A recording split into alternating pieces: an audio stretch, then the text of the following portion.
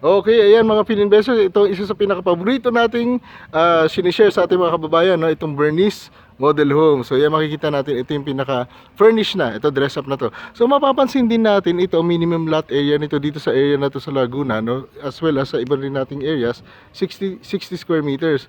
So ibig sabihin hanggang doon yan, hanggang dito. So pag ganun pa siya, no? Malaki pa yung space. So mapapansin natin from here, yan, lapitan natin. From the gutter, may 1.5 meters yan or 1 meter, no?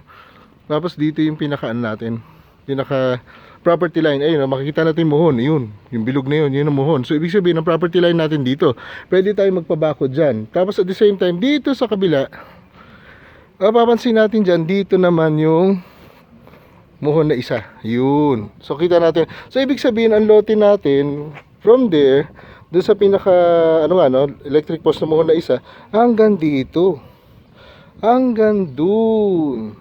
So ibig sabihin may space pa talaga siya. Meron pa siyang for expansion, no? Kung titignan mo siya dito sa gilid, pwede ka pa mag-expand hanggang dito pa eh. Tapos pwede mo rin pataasan. So ngayon tingnan muna natin loob. So pasok tayo. Yan, so 1, 2, 3, 4, 5, 6, 7, 8. So mga more or less 8 to 9 steps bago makapasok. So maluwag pa talaga. Yan. Ito ang cute, oh. Tignan natin, oh. Ito yung sala.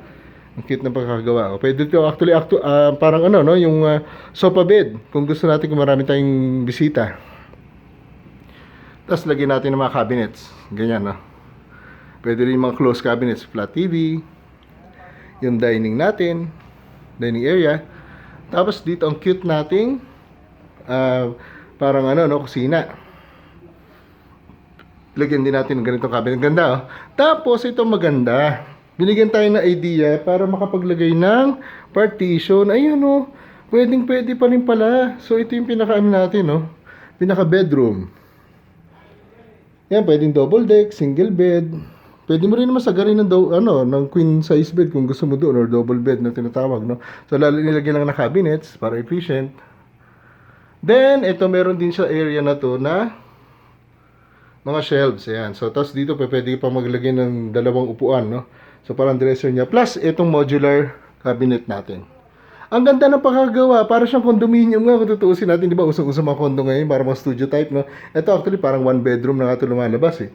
Tapos ito yung ating pinaka CR. Ayan. So kompleto naman fixtures yan. Ayan, no. Ito yung shower area. Tingnan natin. Yan.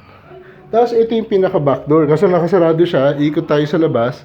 So makikita natin ito yung pinaka kabuuan ng model unit. Ganda, oh. Ganda ng pagkakagawa. Very efficient. Yan. Yan ang kagandahan dyan. Ikutan natin sa likod, ha. Para makita natin yung pinaka service area. So ito, laki pa, oh. Ganda sa may anino niya, oh. Ayan. Hanggang dito pa siya. So kung titignan natin yung kapitbahay natin, pwede pa tayo maglagay ng bakod dun, oh. Dito sa area na to. Pwede ka maglagay ng bakod doon. Tapos dito, gitna, pagigitnaan nyo. Kasi may muhon naman yan. Ayun yung muhon, no. Kaya ang ganda eh. Makikita mo, meron siyang ayan, hating-hati yan.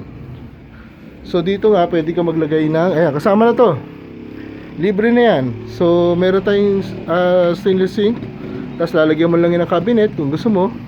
Lagyan mo ng LPG. Dito ka na magluto. Mas maganda dito ka magluto. Tapos lagyan na lang dito ng gripo. Kasi doon sa loob, ang maganda doon is yung parang pinaka-serving area na lang. So hanggang dito siya. Tingnan natin dito yung hangganan, ha. Yan.